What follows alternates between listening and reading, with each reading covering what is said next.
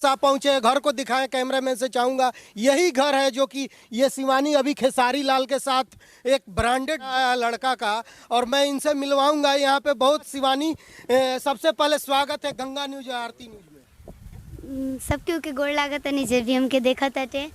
और कैसन बानी जरा सब? हम तो ठीक बानी, तू कैसन बाड़ू? एकदम टनाटन बानी। तहार तो एकदम लगातार हिट पे हिट गाना आवता प्रमोद प्रेमी से, ओकरा बाद आज खेसारी जी के ब्रांडेड जो लड़का वो भी आयल गाना चलता, मतलब रितेश पांडे से, मतलब लगातार हमनी के खबर हिट स्टार जोरे गाना गावे के मौका मिलल। बहुत अच्छा लगा था और रोरा सबके प्यार दुलार इतना रोरा सब देता नहीं जा, यो देख के बहुत अच्छा लगा था।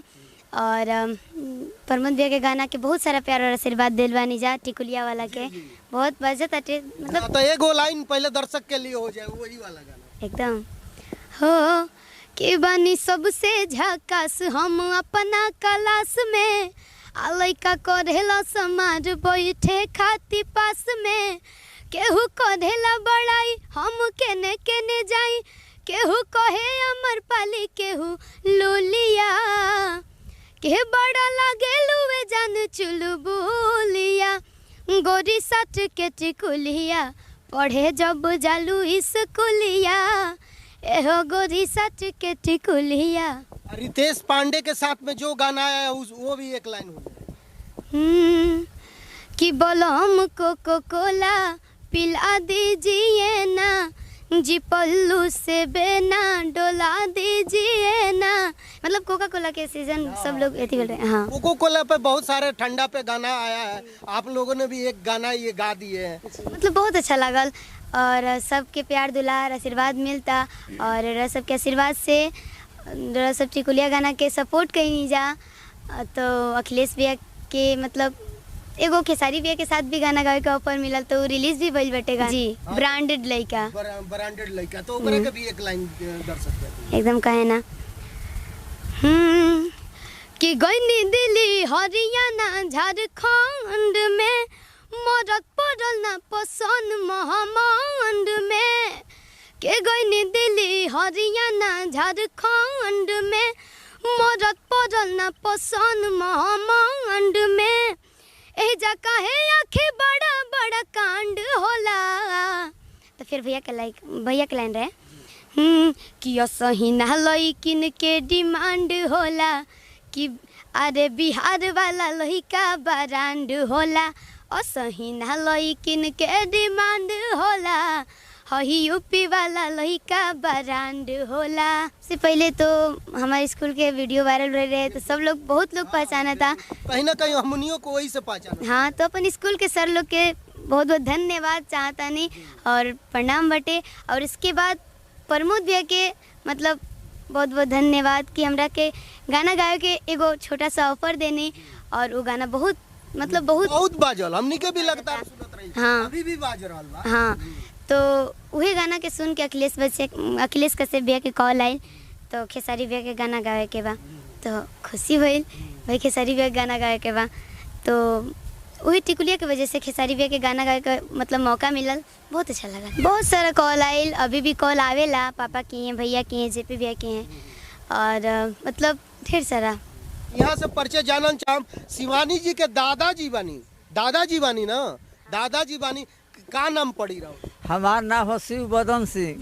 हाँ, ये बताई कि राउर नतनी तना नाम रोशन कर रहल बाड़ी, आज एगो स्कूल से साधारण घर से परिवार से रुआ बानी, आज निकल के स्टार जोरे गाना गावत है, कितना खुश बनी? हम बहुत खुश बने, ये बुचिया के निकाले खातिर बहुत कोशिश करनी जे कि निकल जाओ। अब कहाँ कि पहले के हम गाय करनी है, पहले रहुओ गाना गावत रही, दर्शक के बीच में दादाजी भी पहले के गायक है, तभी तो शिवानी इतना सुंदर गाना गाती है। एक लाइन गा दी रुआ, एक लाइन गा दी, एक लाइन खाली गा। का कौन गाना गाए? जो भी रहुआ अपना जमाना के गाना जोन गावत रही उहे लगा दी, जोन अच्छा पूर्वी गा दी। नीचे में तबीयत खराब हो जी। अरे हमार तबीयत खराब हो खेला, पूर्वी गा दी, तो हरे वाला पूर्वी गाते थे। अरे लहरा के पोसाली देहिया, आरे ससुरा भैली माटी, यही जा मिलत नइखे। बहुत सुंदर इतना अच्छा शिवानी के दादाजी गाना सुनाए जो कि पहले के गाना थे, आवाज थे। और एज है आपका? हाँ, एज उम्र कितना? 80 बरिस के उम्र। 80 बरिस के उम्र में गाना आप लोग को सुनाए। और ये बताई कि शिवानी इतना आगे बढ़ा ताड़ी, सुपर स्टार जो रे लगातार गाना इन करावता, तो कितना खुश बने? बहुत खुश बने, धन्य भाग्य है उम्र में हम तनी देख ली। दर्शक से का कहल चाहता नहीं कि रउआ सब कैसन कृपा हो कि प्रभु की कि आगा बढ़ जा, कि हमरो पूरा दिल का अभिलाषा पूरा हो जा, ये तो हम सोचता नहीं। चलिए बहुत बहुत धन्यवाद। और ओकरा बाद हम मिलवाइम शिवानी जी के पिताजी बानी। पिताजी से हमनी के बहुत पहले मुलाकात भरी, जो कि फर्स्ट हमनी के वीडियो चलनी। सबसे पहले स्वागत बा गंगा न्यूज आरती में। सबसे पहले जो भी हमारे वीडियो के देखा था पैर छुए गोड़ा तनी, अब कहे के मतलब बा कि बहुत खुशी के बात बा। लेकिन जैसे कि मान ली कि जेपी तिवारी जी हमारा बुचिया के बहुत सारा कहनी, लेकिन प्रमोदो जी बहुत कहनी।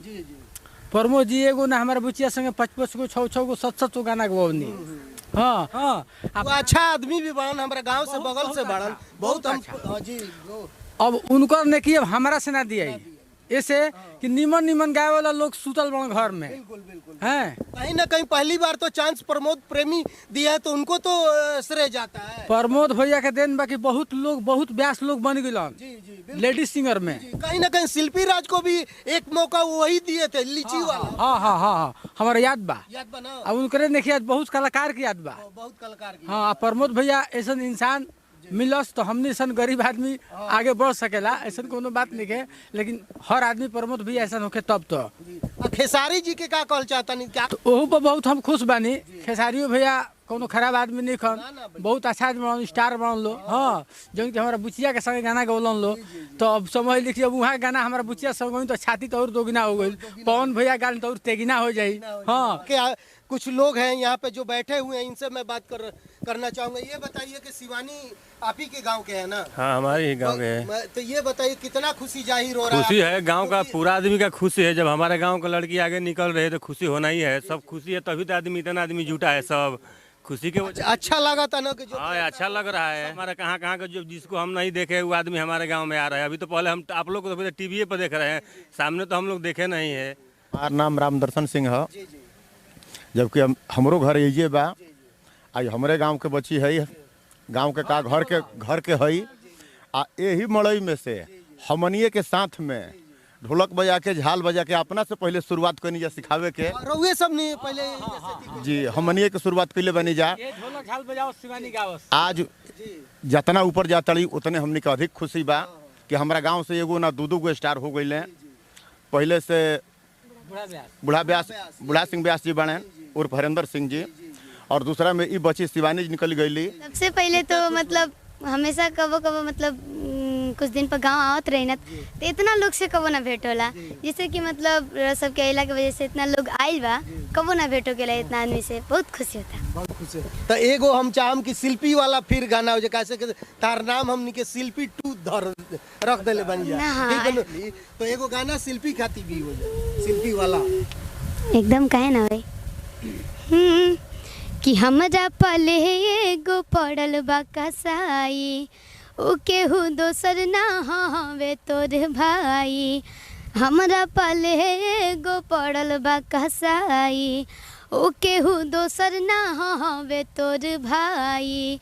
कि रात से उठता दरदिया रे, ननदिया रे, ननदिया रे, ननदिया रे, छाप दे कमर पहर दिया रे, ननदिया रे, ननदिया रे, छाप दे कमर पहर दिया रे। कितना गाना रोज आपको ऑर्डर मिल रहा है अभी? बहुत सारा गाना का। लगभग कितना गाना रोज गा देती है आप?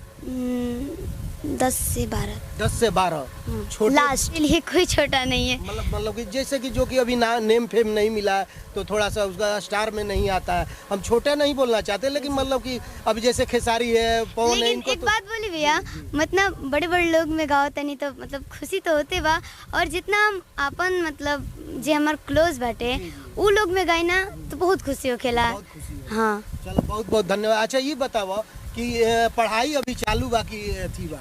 अब तो ई मतलब सिंगिंग लाइन में बानी तो पढ़ाई पूरा ना हो पावेला उतना ढंग से, बट चालू बा। तो पढ़ाई करे के मन बा कि अभी गाने खाली गावे के मन बा?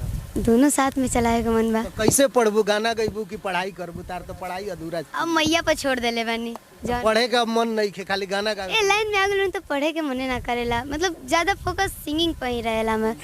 तो कुछ पढ़ाई भी चली तो आगे के भविष्य भी तार ना तो अच्छा पढ़ाई रही। चलेला। पढ़ाई पढ़ाई पर ध्यान देवे के भाई, नहीं कि ऐसे ही मतलब कि सिंगिंग दोनों चलत रहे के चाहिए। और उ कुछ कहलचाम रोज लास्ट में दर्शक के रुआ। बस इतने कहल चाहम कि जितना प्यार दुलार आशीर्वाद देता नहीं जा हमारा के, और ऐसे ही हमनी के हमेशा देते रहम जा।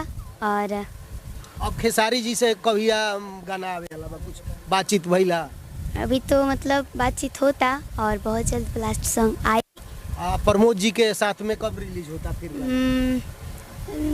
अब गाना तो बहुत सारा गवाइल बटे, अब भैया के ऊपर डिपेंड करता कब रिलीज करियन। एग्रीमेंट भइल बा प्रमोद जी के साथ? ना कुछ ना नो कई गो गाना के मतलब कि उनका जो रे बातचीत बा? कई गो ना, भैया के जितना मन उतना गवा, बस हमनी के बस गवला से गवला मतलब से मतलब। एग्रीमेंट से कोनो ये सब कुछ नहीं के। कोई ऐसा आदमी आवेला कि एग्रीमेंट हो जाए चाहे कुछ भी? ना तो मतलब कोई ऐसा आई आदमी तो एग्रीमेंट मतलब एग्रीमेंट से हमनी के कोनो मतलब नहीं के, हमनी से बस इतना मतलब बा हमार गुरुजी जेपी भैया जहाँ कहियन तहाँ हमनी के गायम जा। हाँ उनका खिलाफ ना, कैसे कि जेकरा वजह से कुछ हमके पहचान मिलल ओकरा खिलाफ जाके हम का करम ना। तो खिलाफ नहीं के करे के, अपने बातचीत जी। करके हाँ। करे के बा। खिलाफ का करे के बा, जहाँ से बानी तहाँ से बानी, ये में का दिक्कत सही बा? बात वो से प्रॉब्लम नहीं के। हाँ। चलिए बहुत। मैं कैमरामैन मनीष के साथ संजय कुमार, बक्सर बिहार।